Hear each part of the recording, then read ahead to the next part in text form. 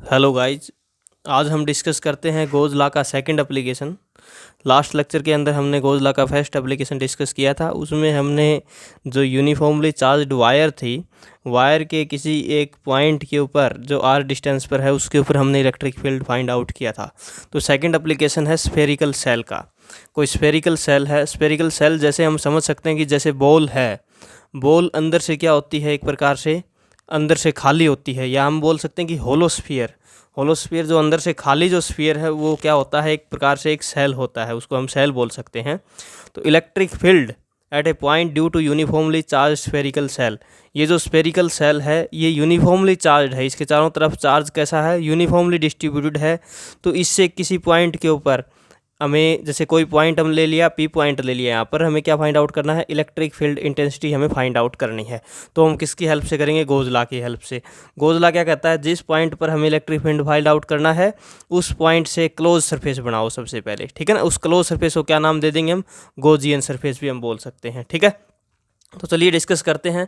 हमने सेल लिया, इसके ऊपर प्लस क्यू चार्ज डिस्ट्रीब्यूटेड है, ठीक है ना। तो इससे पी पॉइंट पर, पी पॉइंट कितनी डिस्टेंस पर लिया है, आर डिस्टेंस पर लिया है। ये जो सेल है इसकी रेडियस को हमने डिनोट कर दिया कैपिटल आर से, और इस पी पॉइंट की डिस्टेंस को हमने रिप्रेजेंट कर दिया स्मॉल आर से। क्लियर है ये बातें। तो इस पी पॉइंट पर हमें इलेक्ट्रिक फील्ड फाइंड आउट करना है। तो इस पी पॉइंट से हमने क्या बनाई, एक क्लोज सरफेस बनाई। अब हमें पता है सेल कैसा है, स्फेरिकल है, तो इसके चारों तरफ स्पीयर की फॉर्म में ही स्फेरिकल ही क्या बनेगी, क्लोज सरफेस बनेगी, और इस सरफेस को क्या बोलते हैं, गोजियन सरफेस हम बोल सकते हैं। ये बात क्लियर है, ठीक है। तो अब इस पी पॉइंट पर इलेक्ट्रिक फील्ड फाइंड आउट करना, तो इस पी पॉइंट पर हमने स्मॉल एरिया ले लिया और इस स्मॉल एरिया को डिनोट कर दिया ds से। और जो इसका एरिया वेक्टर हमेशा क्या होता है, इसके परपेंडिकुलर जिसे हमने अनकैप से डिनोट कर दिया, ठीक है, क्लियर है।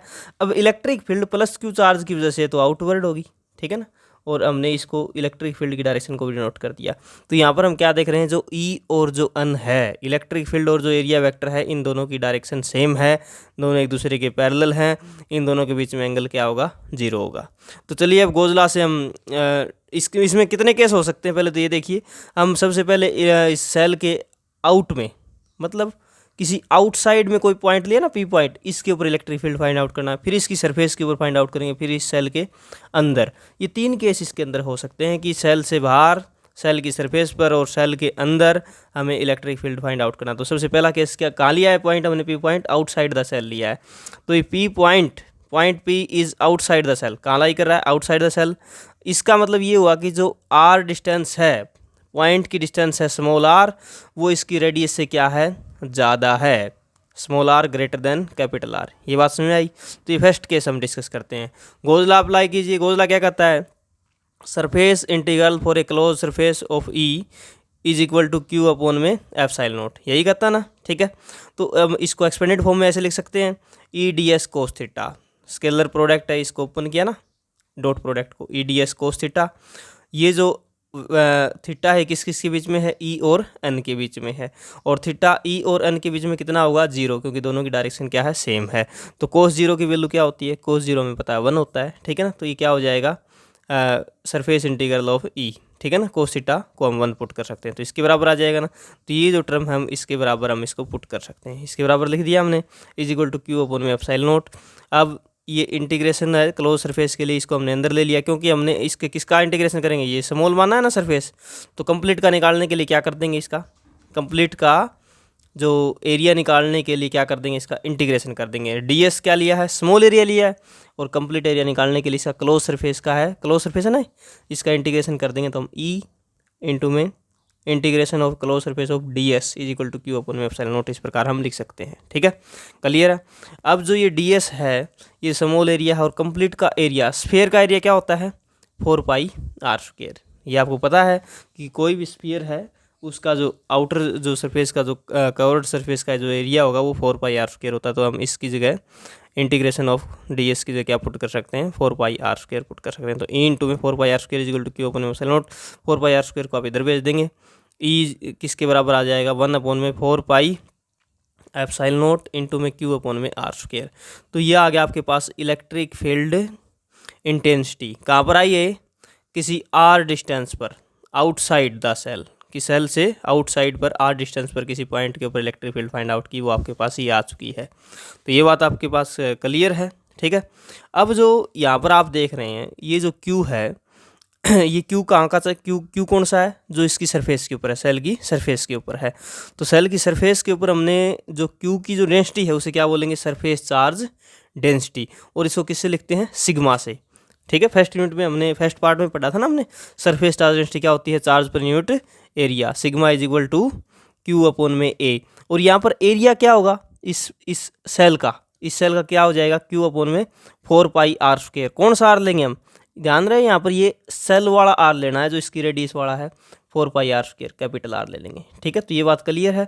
सिग्मा किसके बराबर आ जाएगा, charge per unit area Q upon में 4 पाई आर स्क्वायर, ठीक है। तो यहाँ से क्यू की वैल्यू क्या आ जाएगी, क्यू की वैल्यू निकालेंगे तो 4 पाई आर स्क्वायर को इधर भेज देंगे इसके पास, तो क्यू किसके बराबर आ जाएगा, सिग्मा इंटू में 4 पाई आर स्क्वायर। क्लियर है।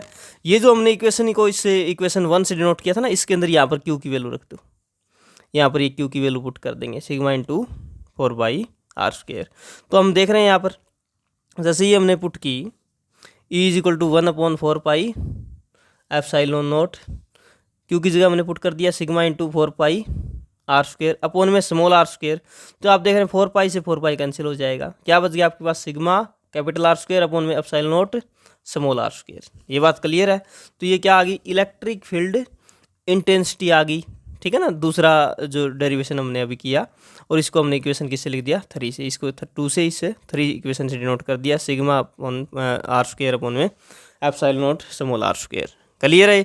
ये जो इलेक्ट्रिक फील्ड इंटेंसिटी कहाँ, ये outside the cell, outside the cell, किस केस में, small R greater than capital R, ठीक है। तो अब दूसरा केस डिस्कस करते हैं। E point lies on the cell, जो पी पॉइंट है ना, E P point lies on the cell, cell की सरफेस के ऊपर लाई करता है। जब यहाँ पर देख रहे हैं आप, ये पी पॉइंट का है, इस सेल की सरफेस से काफ़ी ज़्यादा दूर है, और इसके सेंटर से डिस्टेंस कितनी ली थी, आर। अब पी को हमने कहाँ लेके आना है, इसकी सरफेस के ऊपर। अब इसकी सरफेस के ऊपर लेके आएंगे तो ये जो इसकी डिस्टेंस है ना, आर, स्मॉल आर, किसके बराबर हो जाएगी, कैपिटल आर के। क्लियर है। तो सेकंड केस देखिए, small R is equal to capital are.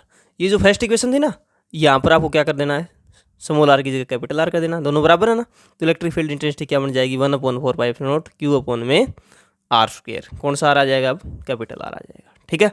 और जो इक्वेशन थर्ड थी ना, इक्वेशन 3 से sigma capital R square upon में epsilon naught small R square था ना, तो इस कैपिटल आर की जगह क्या, स्मॉल आर की जगह क्या कर देंगे, कैपिटल आर कर देंगे। तो आर स्क्वायर से आर स्क्वायर कैंसिल हो जाएगा, क्या बच जाएगा, इलेक्ट्रिक फील्ड इंटेंसिटी सिग्मा अपन में एप्सिलॉन नॉट बच जाएगी। क्लियर है ये बात। तो ये जो इलेक्ट्रिक फील्ड इंटेंसिटी आई है, ये कहाँ पर आई है, एट द सरफेस, ठीक है ना, सरफेस के ऊपर आई है। ये बात आपको ध्यान रखना है, ठीक है ना। सरफेस के ऊपर small R is equal to capital R, ठीक है ना। सरफेस के ऊपर इलेक्ट्रिक फील्ड इंटेंसिटी आपके पास क्या आई है, सिग्मा अपॉन में एप्सिलॉन नॉट, ठीक है। क्लियर है ये बातें। अब जो थर्ड केस है, सरफेस के ऊपर निकालने के बाद, अब सरफेस के ऊपर पी पॉइंट के ऊपर इलेक्ट्रिक फील्ड फाइंड आउट कर लिया। पी को हम कहाँ लेके आए, अब इस सेल के अंदर, सेल के अंदर। अब हमें पता है कोई भी सेल होती है ना, वो अंदर से होलो होती है, अंदर से खाली होती है, तो उसके ऊपर जो चार्ज होता है ना, वो चारों तरफ लाई करता है। अंदर इसके चार्ज कितना होता है, 0, अंदर कोई भी चार्ज लाई नहीं करता है। क्लियर है ये बातें। तो अंदर चार्ज 0 होता है, तो इलेक्ट्रिक फील्ड इंटेंसिटी भी क्या हो जाएगी आपके पास, 0 हो जाएगी, क्योंकि हमें पता है E = 1/4 पाई एप्सिलॉन नॉट क्यू अपॉन में आर स्क्वायर। क्यू की वैल्यू 0 है, तो ई की वैल्यू क्या आ जाएगी आपके पास, 0 आ जाएगी। तो देखिए थर्ड केस में, ये P point lies within the shell, तो इस केस में R smaller than capital R. Clear है ये बातें। तो here Q is equal to 0 then E will be 0, ठीक है। इस प्रकार आप राइट कर सकते हैं। अब इसकी ग्राफिकल रिप्रेजेंटेशन कैसे करेंगे, देखिए मैंने इस पेज पर यहाँ पर दिखा रखी है ग्राफिकल रिप्रेजेंटेशन। ये इलेक्ट्रिक फील्ड इंटेंसिटी लिया अलोंग वाई एक्सिस, और यहाँ पर हमने क्या लिया, पी पॉइंट की डिस्टेंस ली आर अलोंग एक्स एक्सिस, ठीक है। अब हमें पता है जब तक ये जो आर है ना, आर स्मॉलर देन, इसकी रेडियस से स्मॉलर देन रहेगा, तो इलेक्ट्रिक फील्ड की वैल्यू क्या रहेगी, 0।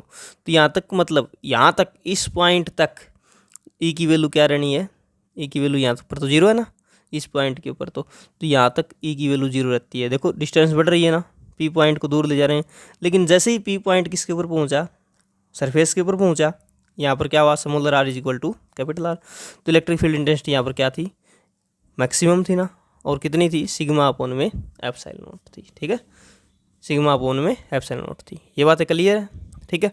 अब जैसे जैसे हमने पी पॉइंट को और दूर ले जाते गए तो यहाँ पर जो आर है ये इससे समुद्र आर ज़्यादा डिस्टेंस पर है ना, ठीक है ना।